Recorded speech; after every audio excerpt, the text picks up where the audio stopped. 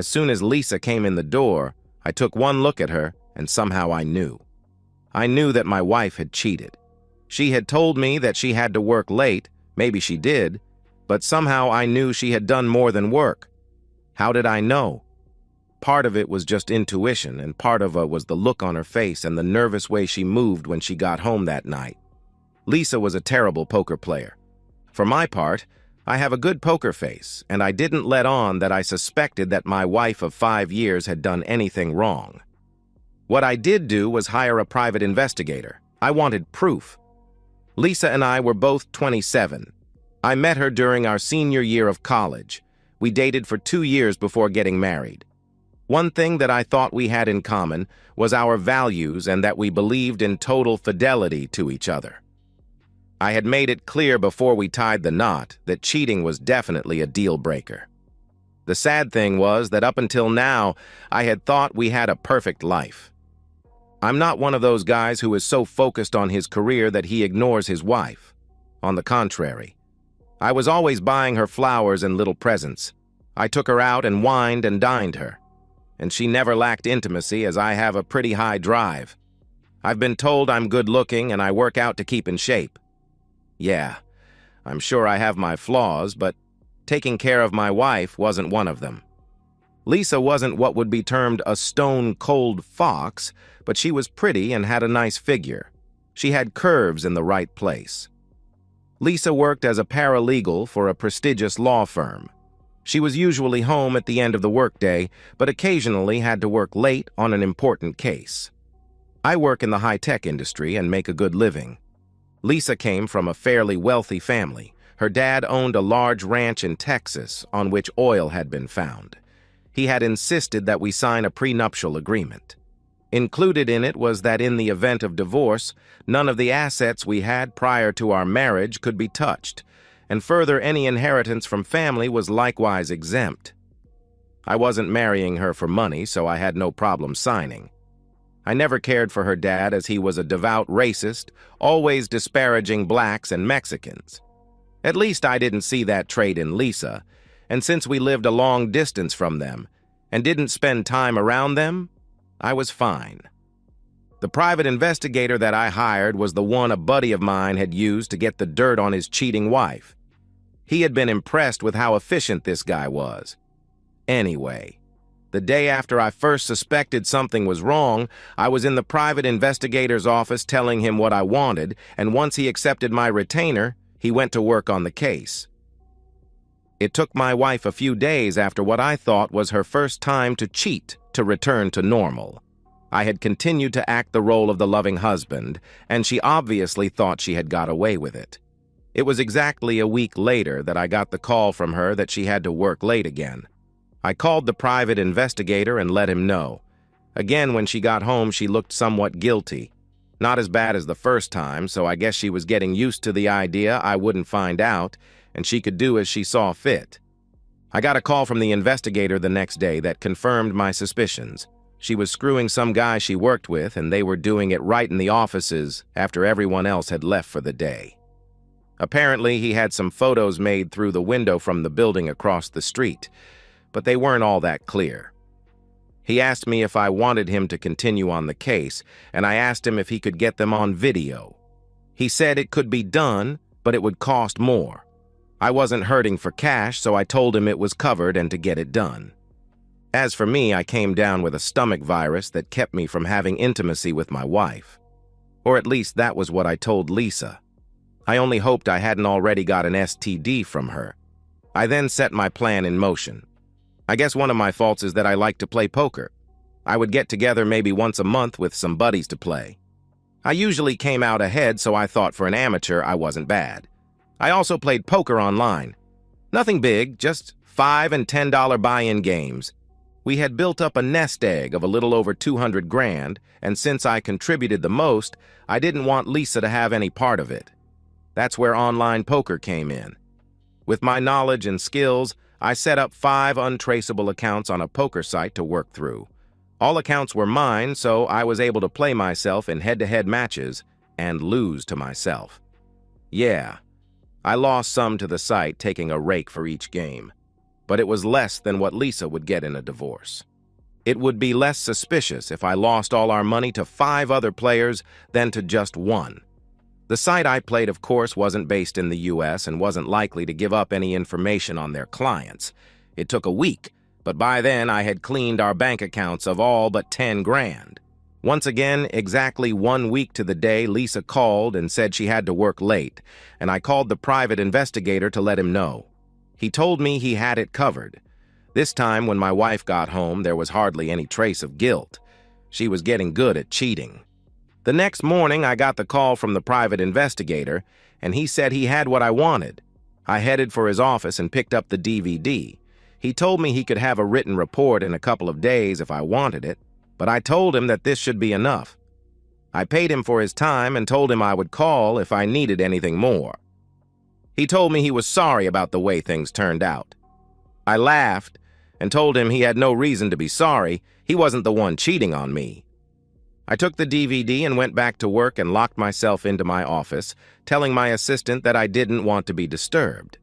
I noticed I wasn't nervous when I clicked play. Hell, I already knew she was messing around with me, and it wasn't like this was going to change anything. The video had obviously been shot from a hidden camera in the law office. It had a high-quality picture as well as sound. I don't know how the private investigator pulled it off, and I don't want to. All I cared about was that I had what I wanted. I had never met the guy my wife was being intimate with, but the private investigator had provided me with a lot of information on him. I knew he was married with 2 children. I knew who his parents were and where he grew up. I knew where he went to church with his family. What I hadn't known and only learned when I watched the video was that the guy was black. I hadn't seen the first pictures the private investigator took as I wanted video, and the private investigator hadn't mentioned the fact that my wife's lover was black. Now I know what you are thinking. She went after a big black Johnson. Well, when I saw him, I noticed he wasn't any more hung than I was. Maybe even a little smaller than me. I watched the video with total detachment. I had already lost all feelings for her. I know guys who had been in my position and had become emotional basket cases. They wanted to know why their wife had done this to them. Personally, I didn't care. She had done it, and that was all that mattered. I sure didn't care why. One thing I did notice was that there was no mention of me or his wife while they were together. The intimacy wasn't all that interesting. A little and straight to the point. The one thing that did stand out was them running down the partners of the law firm. Interesting. After I watched the video, I went to my boss and told him that I needed a week off to handle personal business. We were pretty good friends, and I gave him the basic idea of what was going on and asked him to help cover for me. I told him I needed to be out of town for several days. He had caught his ex-wife cheating on him 2 years ago and was very sympathetic. He said he could do better than that. He gave me a list of some customers out of state that he thought it would be nice if I made a call on. That way, I had a legitimate reason to be gone and I wouldn't even have to use vacation time. I took off early and went home and packed a suitcase. I called my wife and told her that one of our customers out of state had a major emergency with their computer systems, and I had to go out of town to deal with it. This wasn't anything totally unusual, as I did occasionally travel on business, but not very often. She told me she loved me and would miss me and to hurry home. I simply said I had to rush to catch my flight. I don't know if she picked up on the fact that I hadn't told her I loved her too. I caught a flight out of state and set about completing the next stage of my plan. I made a bunch of copies of the video and then put them into mailers and addressed them. To have plausible deniability that I had anything to do with them, I overnighted them to an old college friend who lived on the East Coast. I had called him and asked for a favor. I told him he would receive a box that I had sent next day delivery.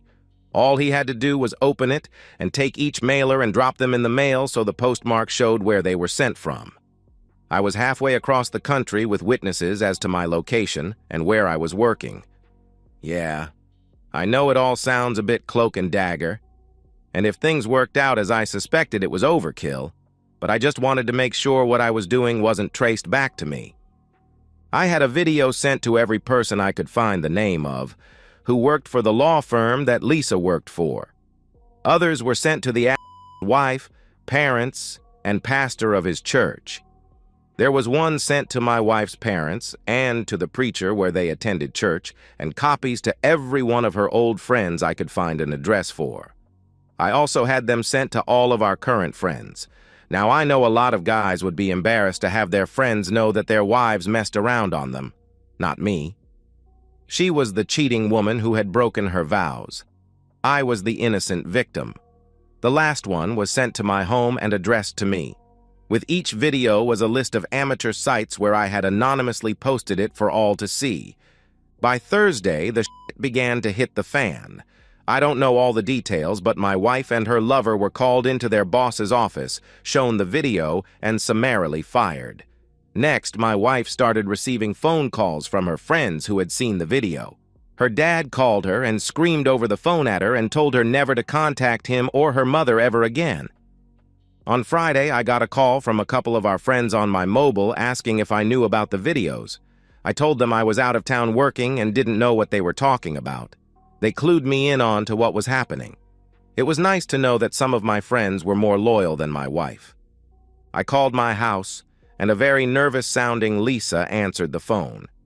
I told her about the calls from our friends about the video. I then told her I was on my way to the airport to fly home, and that if what I had heard was true, she had better be gone by the time I got home and to get a lawyer. She was gone when I got home. She had packed up some clothes and not much else. I found out later that she had a divorced friend who was letting her stay with her. As it happens, her friend was divorced for being a cheating woman. I contacted a lawyer and set the divorce in motion.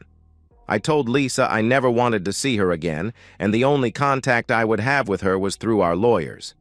Lisa's lawyer was a pathetic sleazebag. After everything had gone public, most lawyers didn't want to have anything to do with her. I guess her ex-employer had put out the word that she was persona non grata. When I listed our assets at 10 grand, she had a fit. Of course, I had enough evidence to prove I had gambled away the rest and had done so before I knew of her cheating. Our only other asset was the house, but with the decline in the real estate market, we were going to be upside down when it was sold. We had only been living there for 3 years. Lisa didn't understand that and got a court order to sell the house and split the proceeds. I didn't care as I had no plans to stay in the house anyway, and she couldn't afford the payments being out of work. I had to pay 8 grand to pay off the rest of the mortgage after the house sold, so our net worth was now listed at 2 grand. She also sued for alimony. The final judgment was that it was her fault she was not working, but she had the ability to work, and alimony was denied. I gave her a check for $1,000. She owed more than that to her lawyer. She had screwed herself, and now she was broke, virtually left without any friends and with no family to turn to.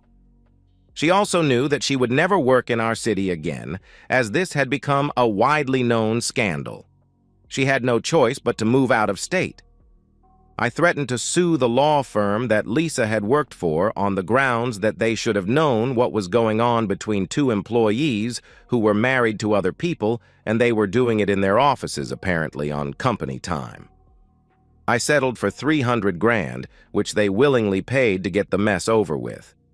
They didn't want any more publicity to tarnish their reputation any more than it had been. I cashed out my accounts from the online poker site and recouped most of my money. Along with the money from the settlement with the law firm, I came out rather well financially. I would have given it all away to have still had a loving and faithful wife, but I couldn't change that. What I do know of Lisa over the last couple of years is that she works as a waitress and is struggling to get by. It seems that any time she applied for a better job, a copy of her infamous video would mysteriously arrive at the company she applied to. I guess a cheating wife who messes in the office while on the clock and speaks disparagingly of her employers does not go over well on her resume.